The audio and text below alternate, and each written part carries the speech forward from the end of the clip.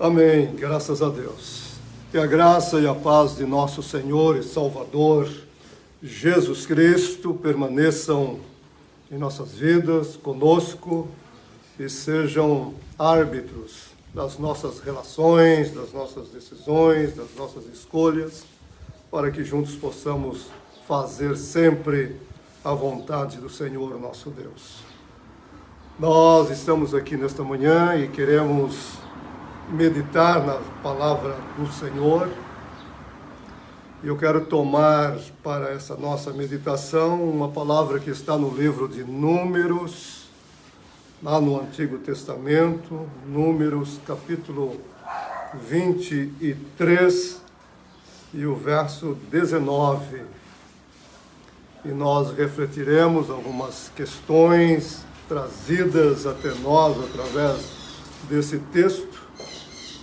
E oramos para que Deus, nosso Pai, nos dê graça para compreendermos e aplicarmos em nossas vidas aquilo que nos é revelado pelo Espírito do Senhor.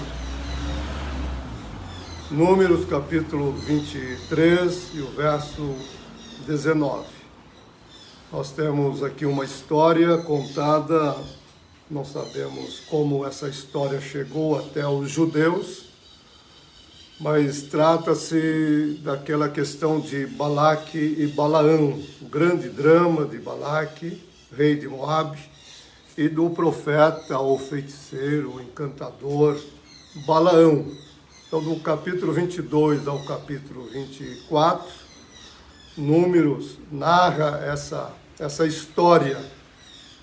E nós vamos tomar uma das palavras do profeta Balaão e pensaremos um pouco sobre esse acontecimento e o que ele pode nos ensinar aqui nesta manhã, em nome do Senhor Jesus. Então, o verso 19 do capítulo 23 nos diz: Deus não é homem para que minta, nem filho do homem para que se arrependa. Acaso ele fala e não deixa de agir? Acaso ele fala e não age? Acaso ele promete e deixa de cumprir? Palavras que o próprio Deus deu a Balaão em resposta às solicitações de Balaque. Então a história de Balaque e Balaão começa com a preocupação do rei Balaque em relação ao povo judeu que estava passando e já se aproximando da terra prometida, ali próximo ao Jordão, frente a Jericó. E ele, sabendo que Israel estava atravessando aquele deserto e vencendo todas as nações, todos os povos que se colocaram diante dele, e também temia que Israel destruísse o seu povo. E Balaque não sabe muito bem o que fazer naquela situação. Parece-me que não havia possibilidade de um enfrentamento através de um exército. E uma das possibilidades dele atuar naquele momento era apelar pelos poderes sobrenaturais. E os medianitas, que conheciam um homem chamado Balaão, lá da Mesopotâmia, aconselhou Balaque que buscassem Balaão, porque ele era um homem que amaldiçoava e tudo se cumpria, abençoava e também tudo se cumpria. Era um famoso profeta que ele poderia alugar e usá-lo em benefício do seu povo. Balaão, nós não temos muito certo a sua procedência, mas ele atuava em toda aquela região e era bastante conhecido. E Balaque atende o conselho dos midianitas e manda buscar Balaão, chamar Balaão para fazer esse trabalho de amaldiçoar o povo de Israel para que ele se livrasse de uma possível destruição. E ele manda uma comitiva, primeiramente uma comitiva do segundo escalão do seu governo, e Balaão, quando recebe a comitiva em sua casa, diz não poder atender aquele pedido. E se fosse, só falaria o que Deus lhe mandaria. E Balaque, não satisfeito com isso, mandou uma nova comitiva, agora uma comitiva mais preparada, uma comitiva do primeiro escalão do seu governo, mais importante do que a primeira. E essa comitiva faz o mesmo serviço, o mesmo apelo a Balaão, e Balaão diz que também não pode ir porque não tem permissão para isso. E ele consulta o Senhor Deus, e Deus então diz para que ele vá, mas que faça apenas aquilo que ele mandar. Então você vai dizer a Balaque somente as palavras que eu colocar em sua boca. E Balaão decide, através dessa nova comitiva, seguir para atender o pedido, o convite de Balaque. Aí nós temos toda uma história muito interessante no capítulo 22, 23 e 24. E quando Balaão chega em Moabe, é recebido por Balaque, ele vai conversar com Balaque a respeito da situação em que estava acontecendo. E Balaque mostra para Balaão o povo de Israel acampado ali próximo do Rio Jordão. Diz: eu quero que você amaldiçoe esse povo, para que esse povo seja destruído e não seja uma ameaça para mim. E Balaão reforça novamente, dizendo: eu vou falar apenas aquilo que Yahvé me mandar falar. Ainda que você me dê dinheiro, você me dê a sua casa cheia de ouro e prata, eu vou apenas dizer aquilo que Yahvé me mandar dizer. Então nós vemos aqui rapidamente que Balaão parece ter um conhecimento profundo de Yahvé. Ele chama o Deus de Israel de Yahvé, pelo nome do próprio Deus. E ele também liga Yahvé com Elohim, Yahvé, Elohim. Então ele fala de Deus com uma certa facilidade. Então parece que Balaão conhecia muito bem o Deus dos judeus, o Deus dos hebreus, o Deus de Israel.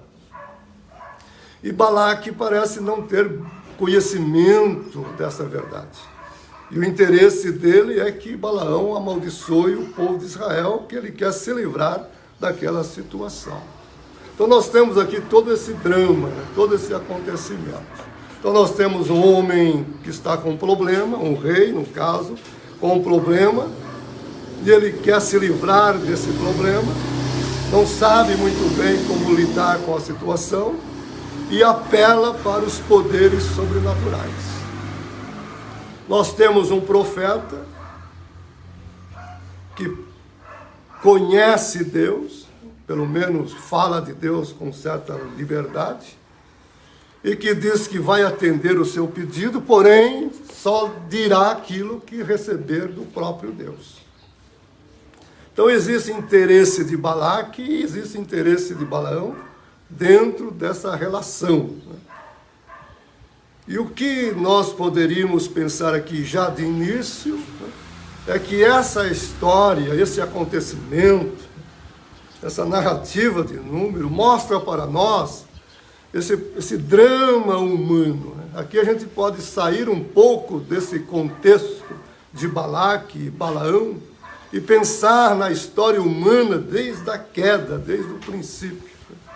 Como que os seres humanos vêm lidando com os seus problemas. Desde que Adão e Eva caíram ali no jardim, a humanidade passou a enfrentar problemas que até então não tinha. E a maneira de se lidar com esses problemas nem sempre é compreendido de início pelos seres humanos. Já no início da humanidade, nós vemos Abel e Caim oferecendo sacrifício a Deus, quer dizer, uma atitude deles para com o divino, o sagrado, o eterno. Depois nós vemos, mais na frente, Noé também oferecendo sacrifício a Deus, Abraão, Isaac, Jacó, e assim a gente vai vendo toda a história humana, e fora desse percurso, as nações, os povos, todos fazendo a mesma coisa. Então o ser humano, ele não sabe como lidar com os seus problemas, e por não saber lidar com os seus problemas, eles apelam para um poder sobrenatural. Às vezes compreendendo a origem desse poder sobrenatural, e às vezes se aventurando numa crença absurda, numa crença sem fundamento, numa crença sem sentido.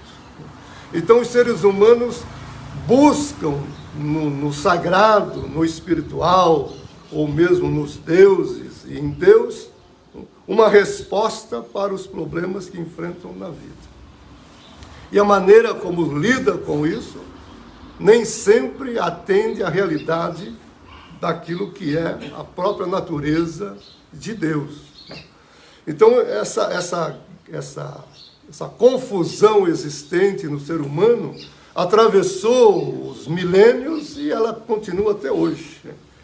Mesmo dentro do cristianismo, nós podemos pensar nas religiões, muitas religiões, e os modos como elas operam o sagrado dentro do contexto de cada uma, mas também dentro do cristianismo a gente começa a perceber desde cedo esse modo distorcido de usar Deus, de querer obter em Deus e de Deus as respostas para os seus problemas, as soluções para os seus problemas, as respostas para as suas perguntas, suas questões e assim por diante.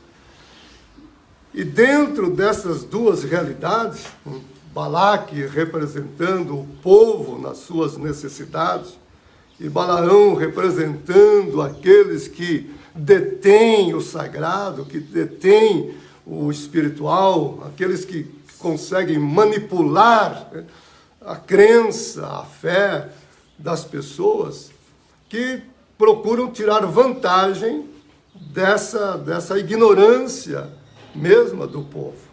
Então tem um povo que ignora a realidade de Deus, e temos aqueles que usam essa ignorância para o seu lucro, para os seus próprios interesses. Então o cristianismo ele foi se tornando, através dos séculos, esse comércio mesmo, esse tipo de barganhas e de troca com Deus. Então nós vemos essa tentativa de manipular Deus dentro do cristianismo, principalmente hoje, com o surgimento dessas novas igrejas neopentecostais, etc., que em Deus você pode obter tudo o que você quiser. De Deus você consegue tudo. Basta que você faça para Ele alguma coisa. Basta que você dê a Ele algum tipo de sacrifício, que você oferte a Ele algum tipo de sacrifício, que Ele vai ajudar você nas suas necessidades, nas suas questões. Então as igrejas, as denominações evangélicas, então a gente vê esse povo sofrido, doente, esse povo que vive uma escassez financeira. Então, um povo que está tentando lutar com os seus problemas, com a sua vida, e faltando-lhe recursos naturais, recursos intelectuais, recursos técnicos, recursos vários. Então, entende que há um caminho mais fácil, que há um modo mais fácil de resolver esse problema, que é ir a Deus, oferecer a Ele algum tipo de sacrifício, não importa lá o qual seja, e Deus vai abrir as portas, resolver os problemas e a vida vai ser uma maravilha. Quando na verdade a gente vai ver que não é isso que a Bíblia ensina. Deus não está à disposição daqueles que o querem para a solução dos seus problemas. Infelizmente, o cristianismo chegou a esse ponto. Então, nós não temos diferença dentro do cristianismo hoje. Não estou aqui tomando genericamente, mas muito amplamente, podemos dizer, né?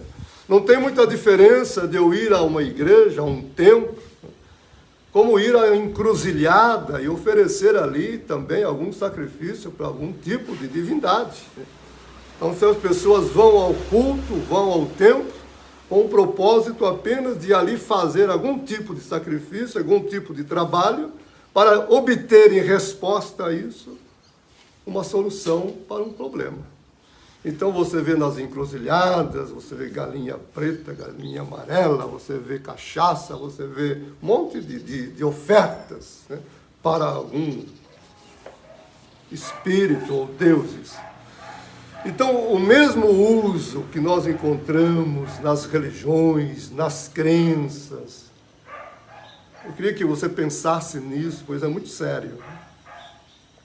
Os mesmos rituais, né, as mesmas cerimônias, as mesmas invocações, a gente vai percebendo dentro da fé cristã, em muitos casos, em muitos lugares.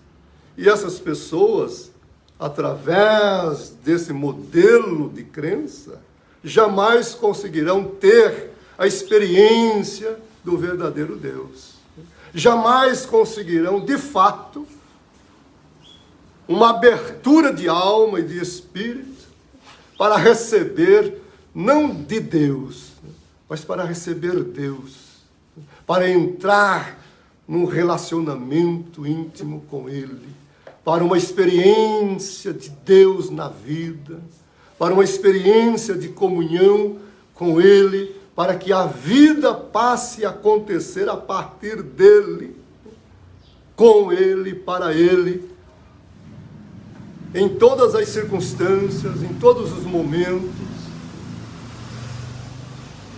independentemente de levar ou não levar sacrifícios. É compreender aquilo que Deus é compreender aquilo que Deus é em si. Então Balaão vai colocar para nós aqui, nessa resposta que ele dá a Balaque, duas realidades. Primeiro, a realidade de Deus. Depois, a realidade do homem, dos seres humanos. É inteligente essa maneira de Balaão colocar aqui essas duas questões. Então ele diz, Deus não é homem. Balaque, a primeira coisa que você precisa entender é que Deus não é homem. Deus não atua na realidade dos homens. Deus está fora do contexto humano. Você não pode confundir Deus com os homens. Você não pode pensar num Deus que está lá procurando alguém que lhe traga algum tipo de oferta para fazer uma barganha com ele. Um Deus que está no céu precisando dessas coisas. Então a realidade de Deus foge absolutamente do contexto humano ou da realidade humana. Então sempre que olharmos para Deus, temos que olhar para um Deus que está fora do tempo, fora do espaço, um Deus que preenche o infinito, um Deus que abarca tudo e não é abarcado por ninguém e por nada, um Deus que está na eternidade, no infinito, um Deus que é imutável e que não precisa de ninguém, não precisa de nada, não tem nele dependência alguma. É um Deus que está ali aberto o tempo todo para que nós, seres humanos, possamos estar com Ele o tempo todo. Então essa primeira realidade do Deus absoluto, o único ser absoluto, o único ser que tem a palavra final. Tudo em Deus é assim.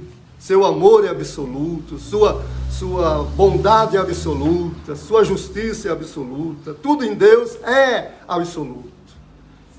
Então, não confundirmos jamais a realidade de Deus com a nossa realidade. Quando nós trazemos Deus para a nossa realidade, Deus deixa de ser Deus, pelo menos na compreensão nossa e na maneira como começamos a desenvolver a nossa vida com Ele. De repente, eu estou me relacionando com Deus que não é nada mais do que eu mesmo. É um Deus da minha ideia, da minha imaginação, é um Deus da minha criação. Não é com um Deus verdadeiro que eu me relaciono, é comigo mesmo, numa projeção de imagem.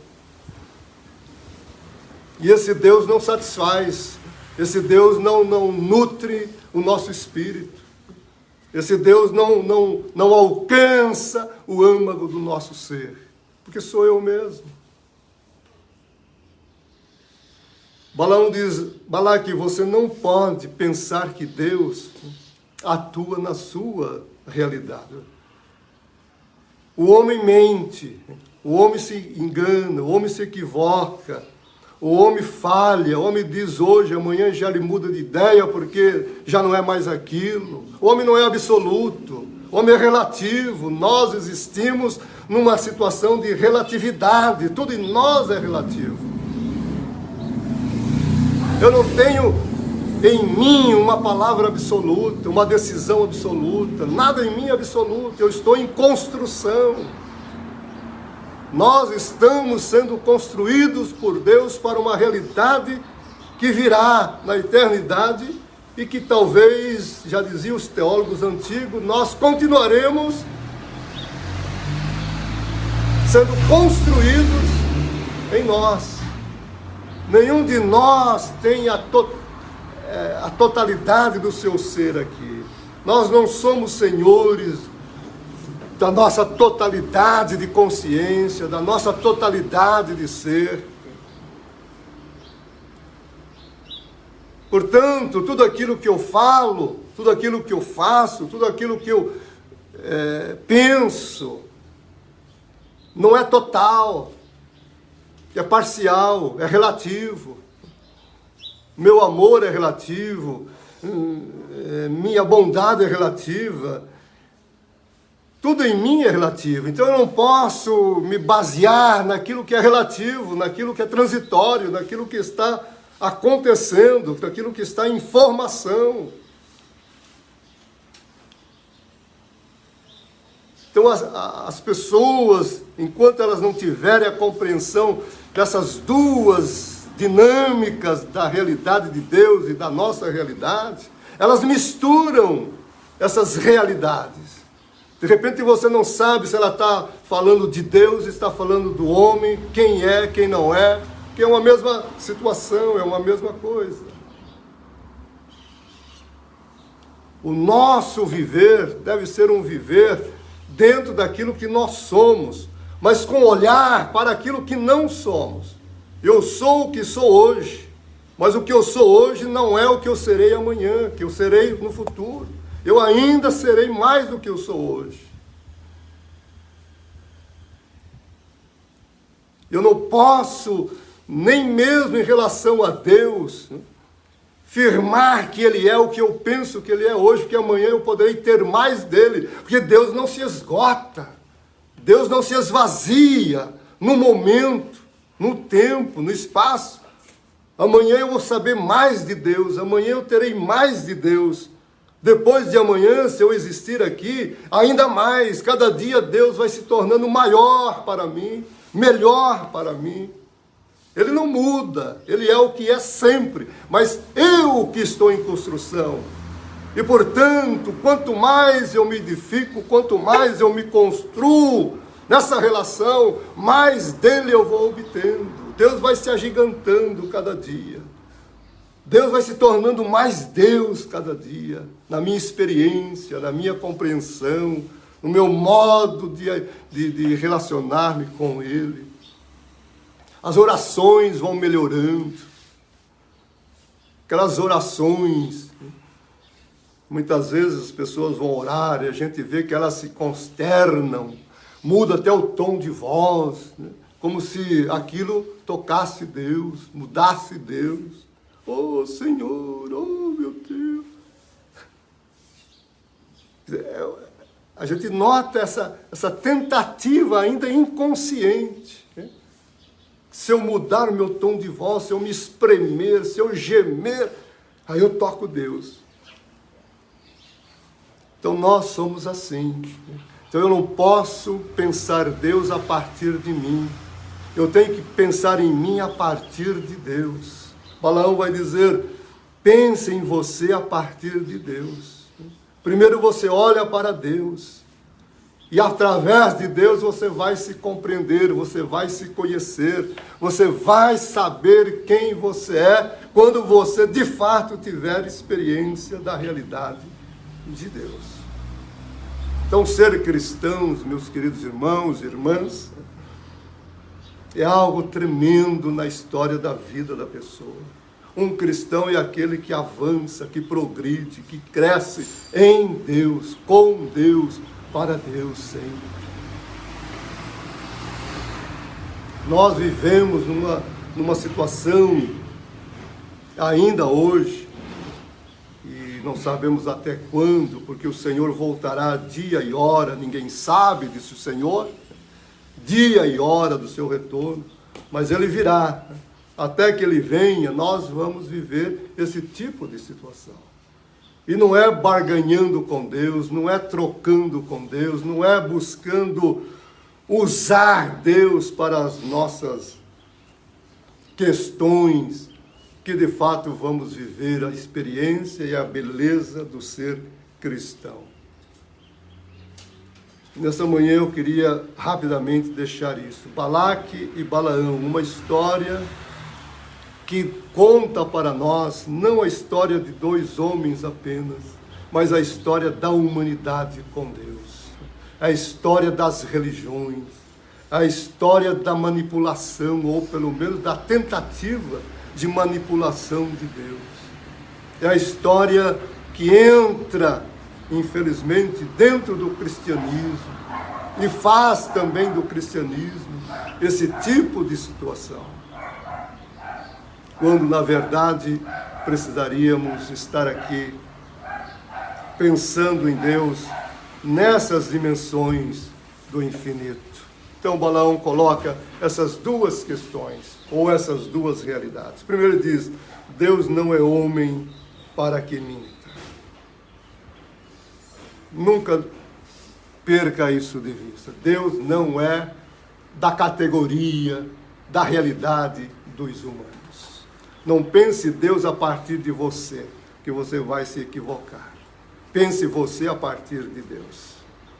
Aí você começará a acertar. Deus não muda, ele diz, Deus não se arrepende.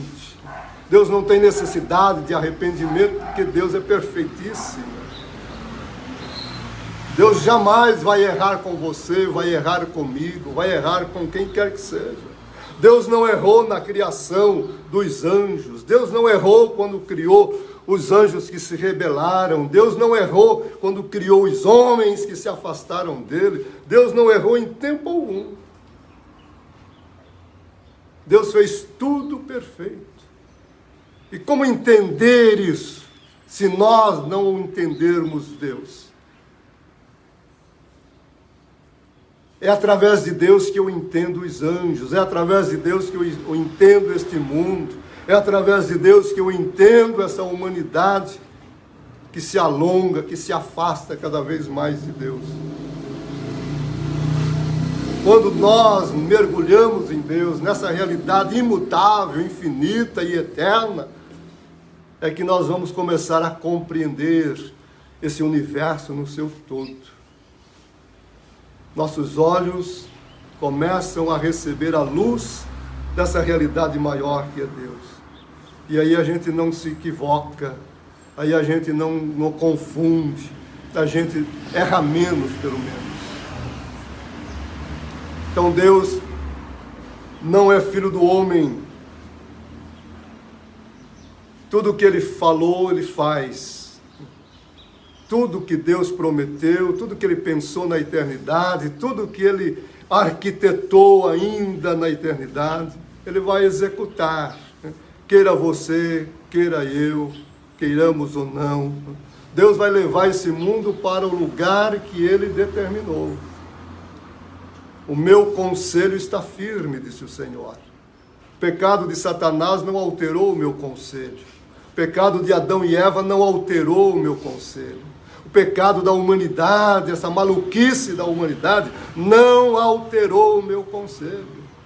Nada que aconteceu na criação mudou o meu conselho, prejudicou o meu conselho. O meu conselho está firme, porque ele está edificado em mim, diria Deus. Se o conselho de Deus está edificado nele, Deus, ele não pode sofrer nenhum tipo de influência, externa ou interna. Tiago vai nos dizer isso de uma forma belíssima. Deus jamais será influenciado, quer de fora, quer de dentro. Deus não sofre alteração nos seus hormônios. Se Deus tivesse hormônios. Para alguns, Deus tem hormônios. Que uma hora Deus está nervoso, outra hora Deus está tranquilo. Uma hora Deus está matando todo mundo, uma hora Deus está recebendo todo mundo. Ela varia. Então essa compreensão de Deus é humana. Ela não atende à realidade de Deus. Tiago diz, não pense que Deus muda porque Ele não muda. Ele não é influenciável por coisa alguma. Então nós aqui nesta manhã, pensando um pouco nessa dimensão um pouco mais alargada, né? Um pouco mais avantajada no nosso espírito, para sabermos que a nossa vida, ela procede dessa grandeza que é Deus, e é dentro dessa grandeza que é Deus que nós também somos importantes, dignos, temos a nossa dignidade, nossa grandeza. E Ele vai levar esse universo para o lugar que Ele planejou levá-lo.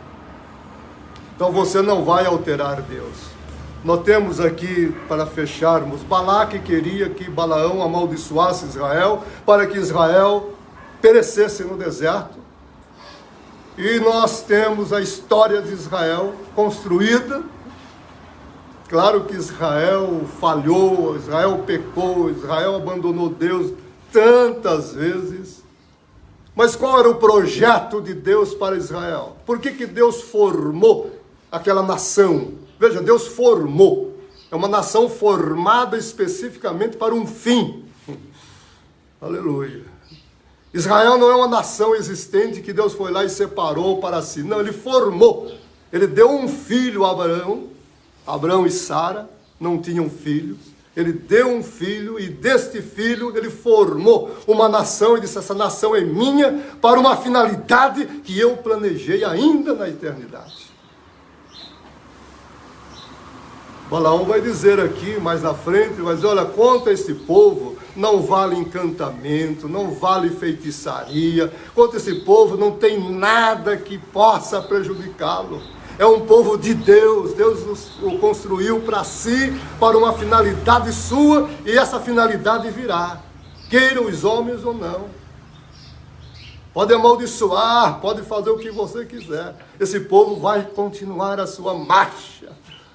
E o diabo e os humanos trabalharam para destruir esse conselho, esse plano de Deus. Mas um dia, uma jovem recebe um mensageiro em sua casa. E ele diz, salve, agraciada do Senhor. O plano de Deus não foi frustrado. Israel fez o que fez, mas um dia o anjo, o mensageiro chegou e diz, olha, chegou o tempo de um Messias, que é o propósito de ser dessa nação, vir ao mundo. E o Messias nasceu, e o Messias entrou na história do homem. De repente o Verbo se fez carne e habitou entre os homens, e nós vemos ali em Israel, na Judéia, na Galileia, o próprio Deus encarnado em forma humana, ensinando os humanos e falando com os humanos, vivendo com os humanos. Depois ele mesmo se dá a si mesmo em resgate da humanidade toda. morre por ela, ressuscita por ela, volta ao céu e diz: eu voltarei, e quando eu voltar, eu estabelecerei o meu reino eterno. Aleluia! Então, o propósito de Deus, o conselho de Deus não pode ser frustrado. Assim como não foi frustrado em Israel, Balaão foi alugado, Balaque o alugou. Nada pode acontecer na sua vida, na minha vida. Não tenha medo, não tenha preocupação, nada vai frustrar o plano de Deus na sua vida. Você existe para um fim, você existe para uma realidade que foge agora toda a nossa compreensão. Mas é Deus que está trabalhando em nós, que está atuando em nós. Você e eu, aleluia, somos propósitos de Deus. Existimos como propósitos de Deus. E Deus está nos levando para um lugar de grandeza. O salmista fala no Salmo 66, depois de passarmos por muitos problemas e dificuldades, Deus nos trouxe para um lugar de espaço, um lugar espaçoso. Um dia entraremos nesse lugar espaçoso. E esse lugar espaçoso pode ser experimentado já, agora, em Deus mesmo. Se nós entendermos isso, nós não nos preocuparemos com coisa alguma nesse sentido. Porque sabemos que a nossa vida, ela existe para um propósito e esse propósito será cumprido. Se nós entendemos isso, nós não vamos perder tempo tentando barganhar com Deus, tentando manipular Deus, se deixar levar por aqueles que tentam dominar a fé das pessoas e usá-las em seus próprios benefícios. Se nós entendermos isso, nós vamos ter um relacionamento com Deus a partir do próprio Deus, e nós nos realizaremos nele hoje, e essa realização nele hoje nos manterá para a eternidade. Se você entendeu isso, se nós entendermos isso, a nossa vida com Deus será muito diferente. Então são duas realidades, a de Deus e a nossa. Não misture essas realidades. Sempre que você falar de Deus, fale de Deus na realidade de Deus. Sempre que você falar do homem, fale do homem na realidade dos homens. Sempre que você falar dos anjos, fale dos anjos na realidade dos anjos. Não misture essas realidades, porque aí você se perde, aí você confunde, e aí você não sabe mais quem é Deus, quem é anjo, quem é homem. Deus permanecerá para sempre, eternamente bendito. Amém e amém.